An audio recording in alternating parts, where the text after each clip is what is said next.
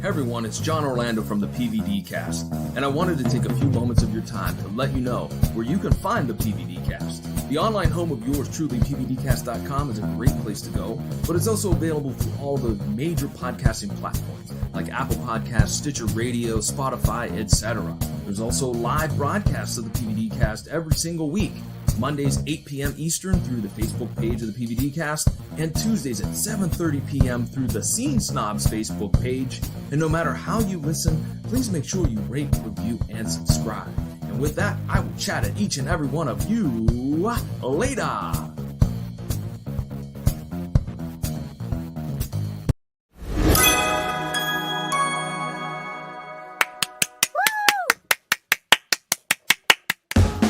The Jeff Dwoskin Show presents Crossing the Streams with host Jeff Dwoskin,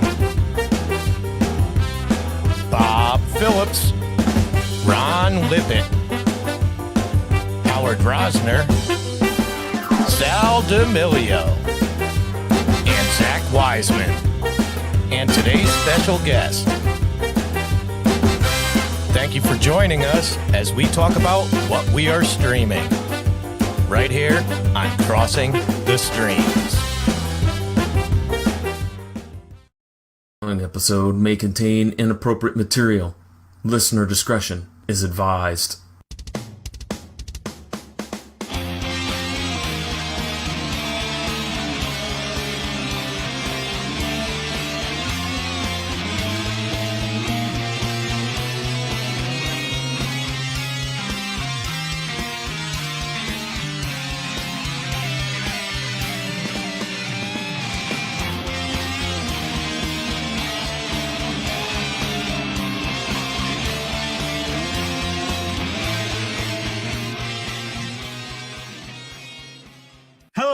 Welcome to another fabulous edition of MatTalk. And today's episode is the Rat Pack. Hey there, you with the stars in your eyes. Not that one, Jason. No, not that Rat Pack. Oh, no, different Rat Pack. I was really hoping to see some Sammy Davis, Frank Sinatra, because Frank Sinatra's still alive. So is Sammy. I think Dean Martin is too at this point. Ooh, that's a good question. I don't know if Dean Martin is. I know Sammy Davis was alive till the 1990, I believe.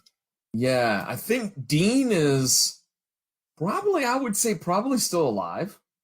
Dean passed in 95. Okay. Yeah, I thought Sammy was the first to go. All right. Such a shame that I wasn't a fan of these guys while they were alive, but they are some of my favorite musicians, especially Sammy Davis. I think he's one of the most talented people ever. But that's not the Rat Pack that we're going to be talking about in today's episode of MatTalk. But this episode is a doozy, so I can't wait to get into it. There's a lot of cool stuff with Tyler. There's a lot of... I don't know about you, John, but this episode felt like a buddy cop movie with Matlock and Tyler, even though they're not really in any scenes together. But it's like the tone. You know what? Okay, I will say that I never thought of it that way, that it is like a buddy cop show. I don't know. I think that you and I are going to be on opposite ends of the spectrum on our overall opinion of this episode, but we'll get to that in a few. Real quickly, we want to thank everybody who has been chiming in regards to the Facebook page. Of course, it's at MatTalk Podcast. We thank you very, very much. We're slowly but surely building the Twitter following as well. On Twitter, you can follow us at MatTalk_podcast.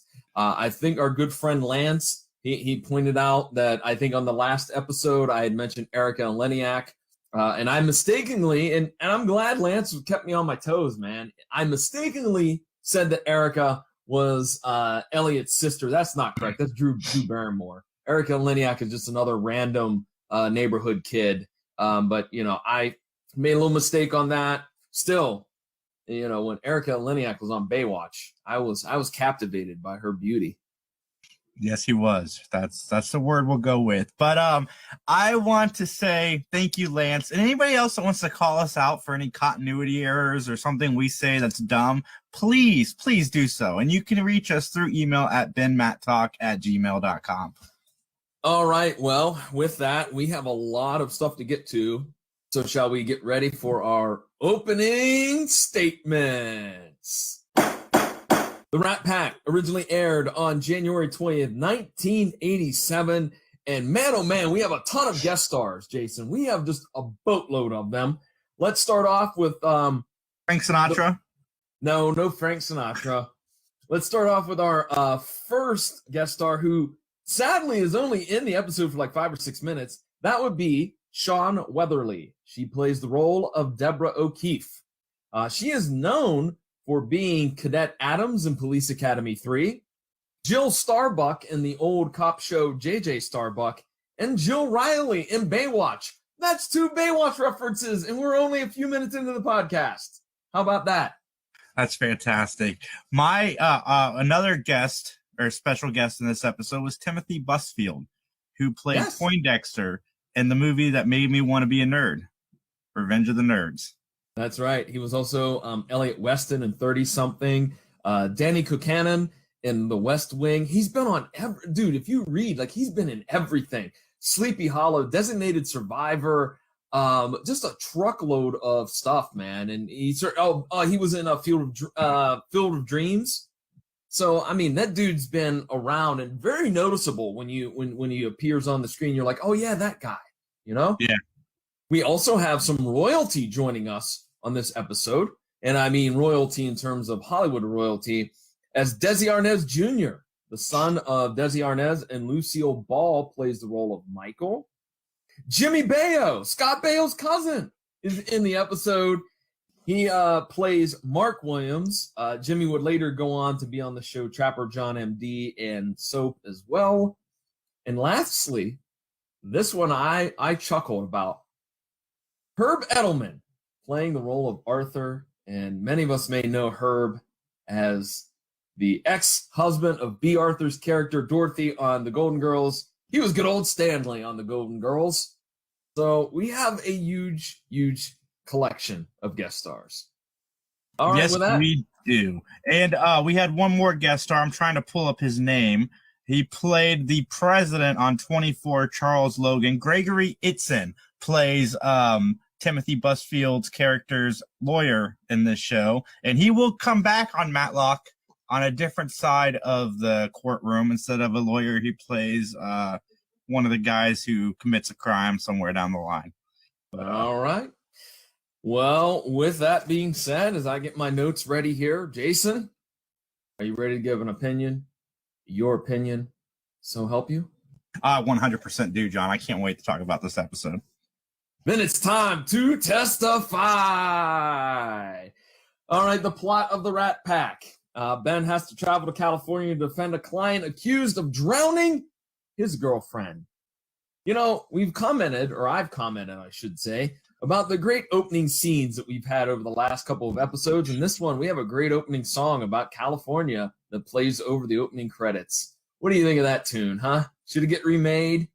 Hell yeah. And we hear it a couple more times in the episode, don't we? Yes. All right, so we open in the very first scene to a stereotypical 1980s nightclub. And in there, Adam, who of course is Timothy Busfield, shows up, and he finds that his girl, Deborah, might be stepping out on him as she's dancing with, I forget if it was Mark or Michael. I think it was Michael. I don't know, man. I feel like Adam was a lot calmer than most guys would have been, because it just kind of seemed very nonchalant. What do you think? Yeah, I absolutely did. And if they're as good a friend, but see, it's a weird thing, because yes, most guys would be, but it's one of his best friends. So like a conversation maybe, but I understand the overreaction. So yeah, I think I'm more on your side that he underreacted a little bit. I think so, you know, because I know people might say, well, they were just dancing, but I don't know. They kind of inferred that something more was going on with the dialogue.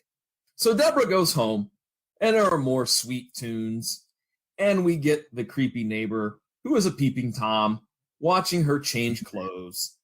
And the big question is, at the end of that little sequence, does the neighbor actually see the killer, the mysterious blue bathrobe?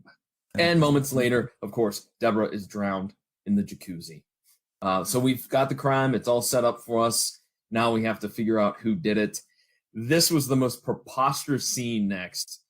Adam returns home. He finds Deborah. What does he do? He runs over to the phone. He picks up the phone. He dials some number and then literally says, and I quote, "Somebody's dead. Who do I call?" For crying out loud. If you have to be told that, you're an idiot. Who wrote that line? Who do I call? I don't know. The Ghostbusters. The police? Ghostbusters. That's what I would have told him if I was his friend. Somebody's dead. Who do I call? Ghostbusters. I mean, come on. They're ready to believe you. What kind of a dialogue is that? Lo and behold, Adam is a suspect, by the way. And when we see him in the police department, the police are, questioning him and whatnot. Jason, it seems like they don't have a lot to hold him on, to be honest with you. No, they don't. They don't have anything really to hold him on. No, there was an argument. They found a bathrobe that was wet up to the sleeves. Just a little bit of the sleeve. Just a little bit. Just a little bit. And then like the lawyer's just sitting there, and I'm like, what the hell is the lawyer doing? Because he's just sitting there not doing anything. And then they finally get like where it's a piece of dialogue that's shoehorned in. Oh, I'm not a defense attorney.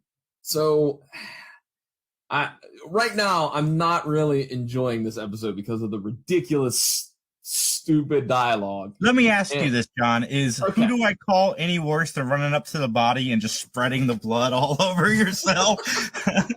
Putting fingerprints everywhere? You mean like picking up the knife and going, what's this? Yes, I think saying who do I call is slightly better than that. No, I'm going to disagree. It's worse. I don't know, man. It's worse. Oh, man. So we finally get to see Ben about 7-8 minutes into the episode, and he's banging on the radiator. He's very mad. I love disheveled Ben. I did too, and I love. I was like, "Oh, we got a drunk maintenance man." I'm like, really, dude? Way to sell that guy out, and he's a drunk in front of a guy you don't even know. Yeah, but I mean, that guy just spent like all his money to fly from LA to Atlanta to hire a lawyer. Okay, this is also what made me want to pull my hair out. You mean to tell me Adam Gardner is allowed to leave California to fly all the way to Georgia to hire Ben as his defense attorney? I believe they don't let anybody out of certain jurisdictions in every cop show I've ever watched. They're not allowed to leave the city in Law and Order or whatever. And I'm going to fly over to Georgia and get the best. I mean, they don't have telephones. He couldn't just call him? No, he couldn't have. It's LA, John. Remember, I learned this from watching 24. Everything is within 20 minutes of LA. So you just got to get in your car. 20 minutes later, you're in Atlanta, Georgia. All right? Is that how it works? That is, I guess. That's how the time space continuum works, I guess, in Hollywood. So anyways, $50K for now, which makes me believe that comment for now means that Ben's going to get the rest of the money. Because remember, he's always $100,000 to get his services, Yeah. But nonetheless, as we could talk about how it's all about the Benjamins with Benjamin Matlock. See what I did there? Huh? See what I did there? Anyways. Anyway, you sure you're not a dad? Because your dad jokes are like just on point, man. I'm not a father. I'm not a dad. I'm just lame. That's it. We cut to a scene where Adam is in this boardroom and all of his lawyers are there. And they're the worst collection of lawyers in the history of television. Are they not? All they're doing is like plead guilty. What? No! You don't plead guilty when you're... I mean, it was just, let's get a plea bargain. We'll get you out of there with homicide charges. What? No. Do they hate Adam? Do they even have anything to hold him on? Like, seriously, they have a bathrobe. And an argument. He had an argument. That's it. I mean, so Ben reluctantly takes the case, or maybe not reluctantly. I guess that's the wrong adverb. He takes the case, and he gets put up in a swank hotel. And by the way, Tyler Hudson is already there, and he has got stories, does he not? Oh, he does. And do you know what story he's telling, by the way? Just a little bit of trivia. I do not. He's telling the story. He's telling the plot of The Judge. Because and then there's this judge, and then we found his clothes in the dumpster. Your favorite from back in the day there. Man, the Tyler in this episode. Oh, sorry, continue. But Tyler, wow, I love Tyler. No. Tyler's got some great lines. And when I say back in the day, it's literally just a few months ago. So I don't know why I said that. But oh well. Anyways, Ben believes that one of Adams's pals could be involved. And then, as you mentioned, here's some great Tyler stuff. He loves California. He's got the cool sunglasses. He loves riding in the limo, fancy cars and movie stars. This is my kind of town. That's what Tyler says. I found it weird that they did the narration over top of all the B-roll footage of all the homes, because they've never really done that before. Have they? It's my spiritual home. But let's go back to the hotel for a second. Ben says that, if somebody killed her, it's got to be one of your buddies. And then, he throws out it's just a Josh. I've never heard somebody say that. Like, I've heard I'm just joshing with you, but I've never heard it referred to as it's a Josh. Oh, yeah. That's a New England thing. I've heard that before. Yeah, I wrote Josh really big on my notes. But no, California is Tyler Hudson's spiritual home. I also enjoyed during the narration the one joke about how long a commute is in Los Angeles, because I think that's well known that driving in LA is horrific. Nightmare. Yes, yeah. And as he's driving with the limo driver, Tyler is questioning him about all the celebrities he's driven and what that must be like. And then the limo driver's like, yeah, if I could tell you all the stories that have happened behind me, it'd be rated XX and it'd be 4 hours long. And then Tyler's like, you're all right with me, Jimmy.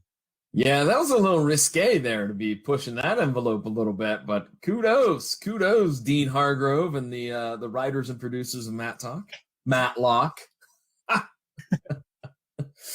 If you guys want to be writers and producers for Matlock or MatTalk, just reach out to us. It's a role that does not pay very well. We'll just let you know that in advance. So yeah, I like at all, but it's fun.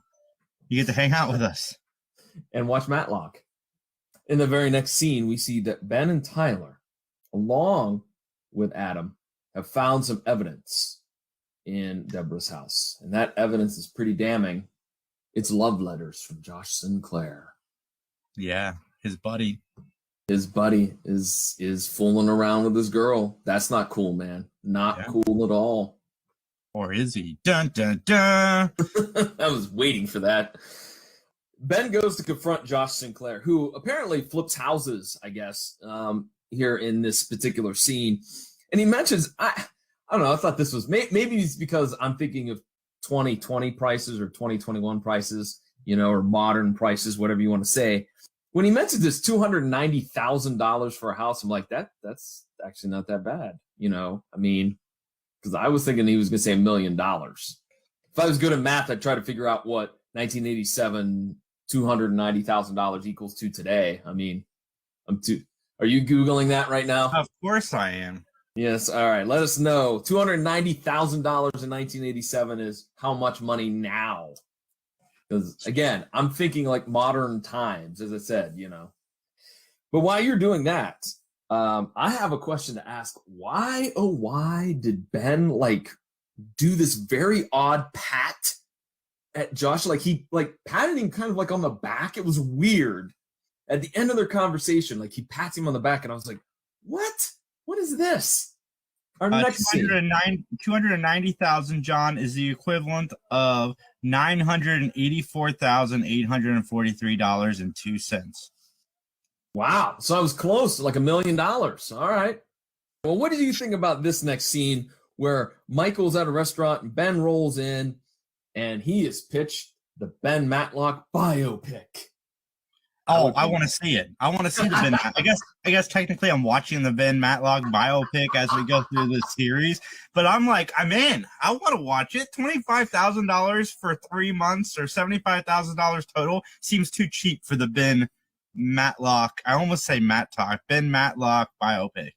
That's right. That's right. Because I think we overlooked one other thing. I mentioned the love letters. I did forget that they also saw in Deborah's house that there was a bank statement where she was getting $25K per month for the last 3 months. And that was actually something that Ben mentions to Michael, which kind of is his confrontation with him. We then find out that Jimmy, the limo driver, well, he's going to take a little trip to the casino, and Tyler is going to take his place because Tyler has learned that there are some packages that are being placed in the trunk of the limos. The limo is then driven to another location. The packages are taken out of the trunk with no one knowing what exactly is in there, including the drivers. So I was really, really, really anticipating some cool stuff here, and I think I'm going to be let down. But what do you think about this plot device? I like what it led to. Okay. So what happens is that indeed Tyler makes the switch. He's given his quote unquote marching orders, and off he goes. And he pulls down some dark alley, and Tyler and Ben actually look what's in the trunk, and it's just some random dust. And then Tyler goes off to complete the delivery, and the cops arrest Ben because they believe the dust is equal to drugs. And Ben is a very disgruntled arrestee.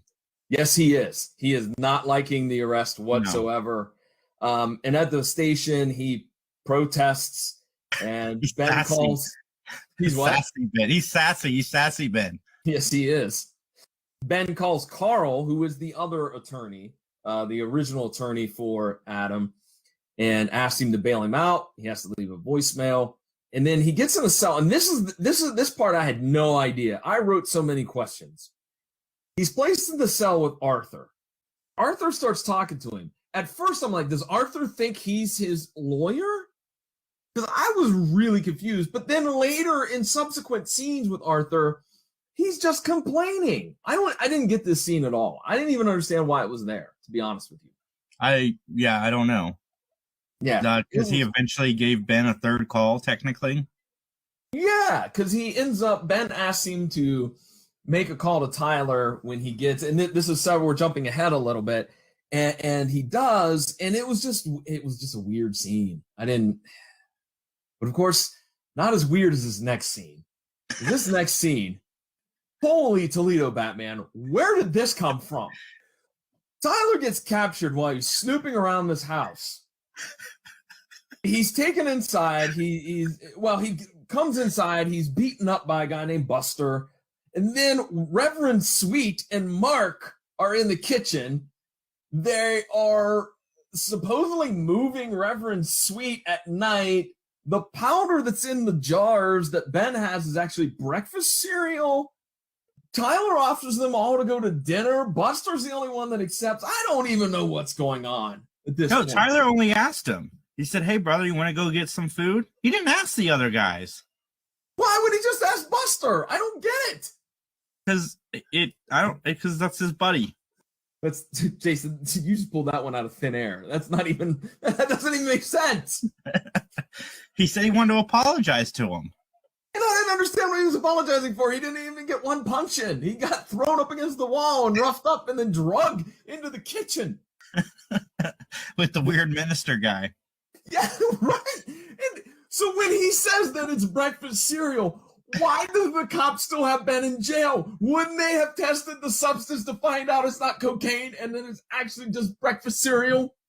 They're probably teaching him a lesson for being so rude to them when they tried to arrest him. I mean, this part is where I just was like, what is going on? What am I doing? Is this an episode directed by David Lynch? Because this doesn't make any sense whatsoever. No, David Lynch's would make less sense, and I would love it because it would be art. All right, so Tyler takes Buster to a restaurant, and he is wearing one awesome Bill Cosby sweater. That sweater is awesome. I was telling John via text, I said, since Cosby's, we're going to say problematic these days, they should take Tyler Hudson and replace Cosby with a digital Keen Holiday. He could pull it off. He looks very presidential in that sweater. He does. Let me just tell you, usually Tyler Hudson looks pretty slick, right?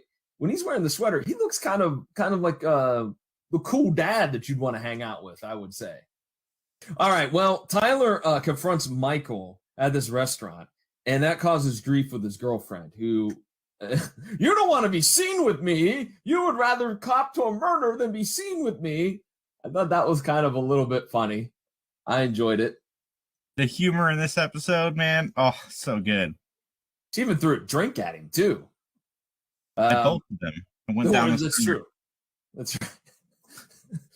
The kick is good.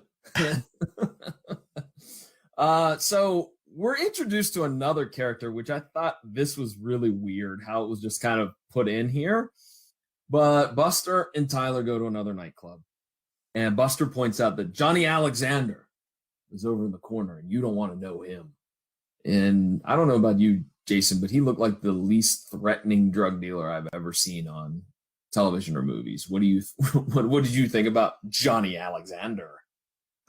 What a nerd. That's the best I could give you. Like, the dude does not look like a drug dealer. He looks like the guy the drug dealers would beat up in high school.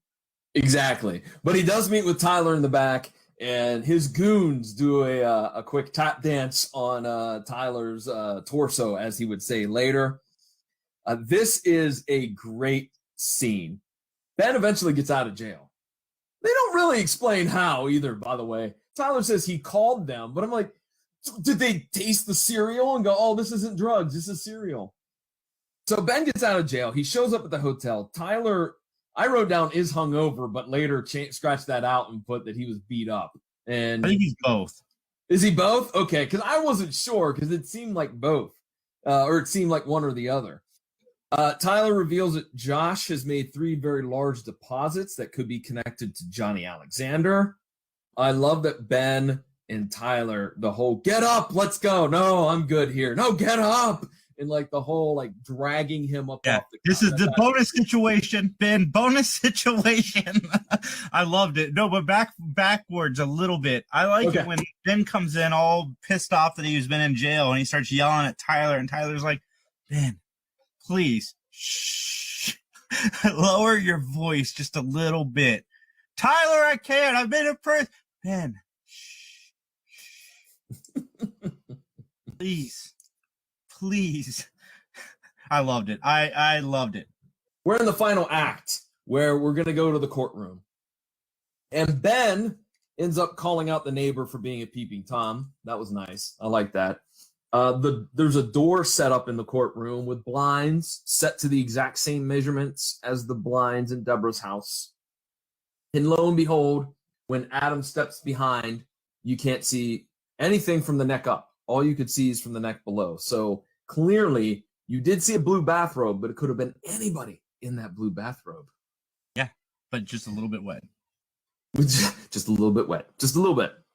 So Josh is called to the stand. Hold on, John. This is our only courtroom scene, right? In the whole episode? I believe so, yes. Yeah, one and done. That's all we get is one courtroom scene. Exactly. But everything else was fantastic. I'm glad we weren't in a courtroom. Well, Josh is called to the stand, and it's revealed that he planted love letters to cast suspicion on himself, which I thought that was the most ridiculous idea. But as we dive even further into this, Ben confronts Josh about making cocaine deals to cover the losses on his house flipping business with Johnny Alexander. Then we go to trying on a bathrobe. You know, the theatrics of Ben Matlock, impeccable. And I like even that the other attorney called him out on it. I don't know what he does in Georgia, but we're here in Los Angeles. But so Josh tries on the bathrobe, and because he's much taller, the sleeves are much further up on his forearm than it would be if indeed Adam was wearing it.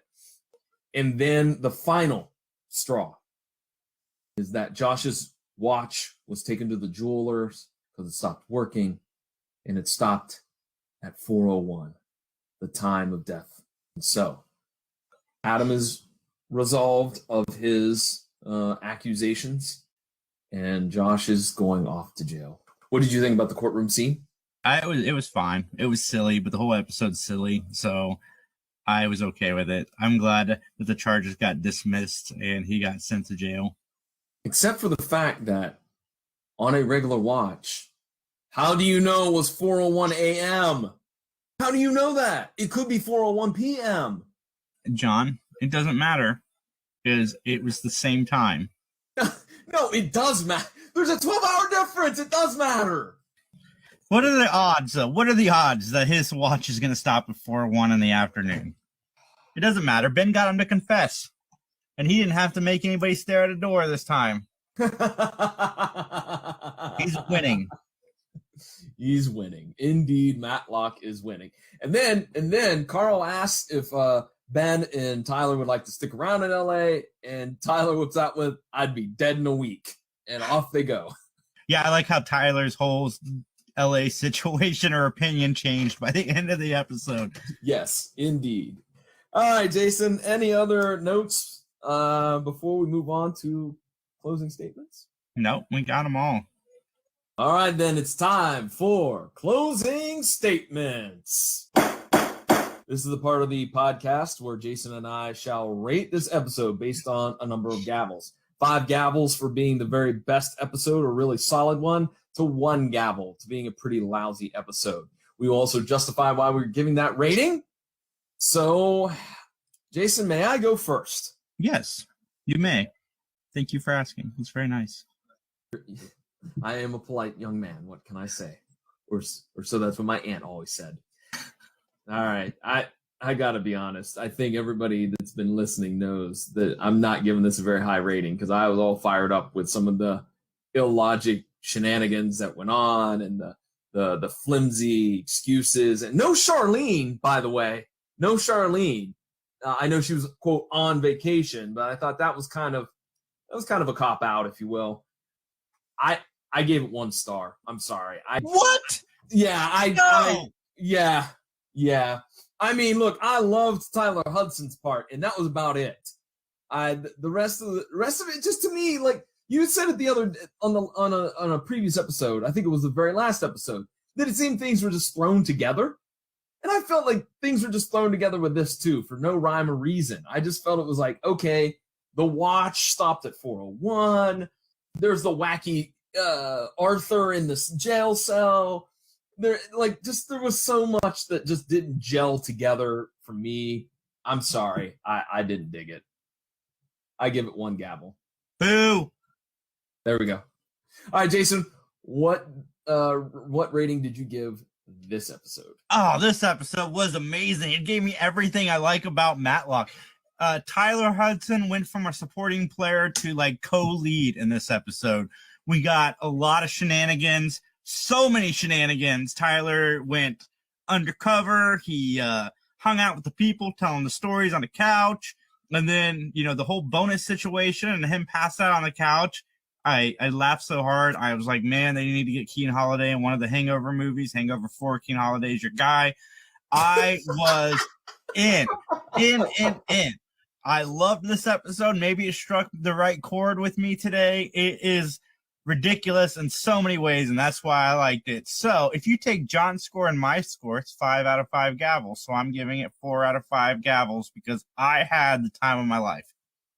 Okay. All right. Maybe I would have liked it better if indeed Frank Sinatra was in it. I don't know. I'm at a loss. I don't know. It just didn't click with me. So baby, it's cold outside. I really can't stay. Baby, it's cold outside. Is that the least creepy version of that tune because Frank's singing it? No, Frank doesn't sing that one. Dean Martin does. This is the first one that came to my head. Look, be a lady tonight. There, is that better?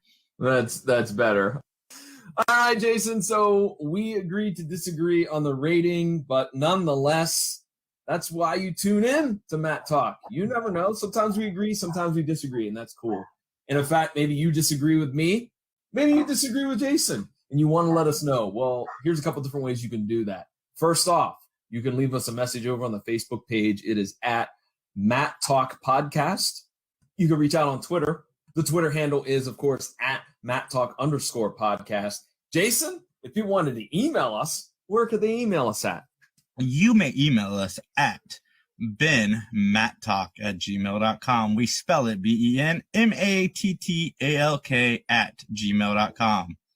There you have it, ladies and gentlemen. With that, thanks for listening. We really do appreciate it. And, the support's been great. We're very happy that everybody's enjoying Matt Talk. And we're so glad that, you all are tuning in and listening and commenting and whatnot. Jason, you got any other podcast projects you want to highlight real quick? I have so many irons in the fire right now. Most of those irons are with John as well. So we've been busy, and it's been a good time. We've been doing a lot of interviews. We got the sequel to our Scott Valentine interview coming out on 3 Geeks, and maybe I'll share it on here as well. But so much coming up very, very soon. I am so excited with the direction that my podcast is going at 3 Geeks Podcast. Also, you could check out the scenesnobs.com. You can find everything that we do there as well. And support Mick. Mick's a great guy, and everything he's doing on that channel and the support he's shown me personally has been nothing but amazing. So, yeah.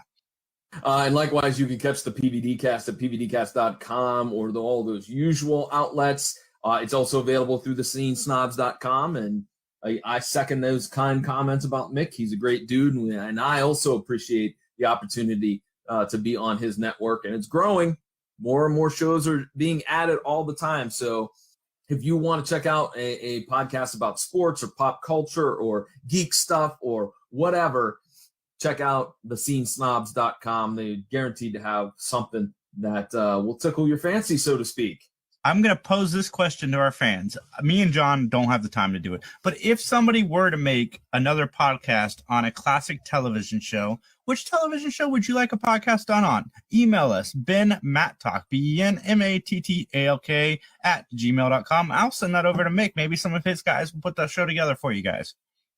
Oh, good. I was going to say, dude, we have enough on our plate. Like, I just said it wouldn't be us doing it. Okay. I said, I just want people... Listen, we love you. We love you, fans, but we're being realistic. We can't do another podcast. We have too many to do right now. I've been hearing rumblings over at the Scene Snobs of a Golden Girls talk, so you never know. LA Law, there you go. Happen. Diagnosis murder, whatever. Gilligan's Island, you want to find out the science behind getting stuck on that island? There you go. How about Manimal? That would be a great one. Maybe I've not. never heard of Manimal. You've never heard of Manimal? Oh, we have to talk off air. All right, with that, ladies and gentlemen, thanks for listening. And as they say in court, nothing further.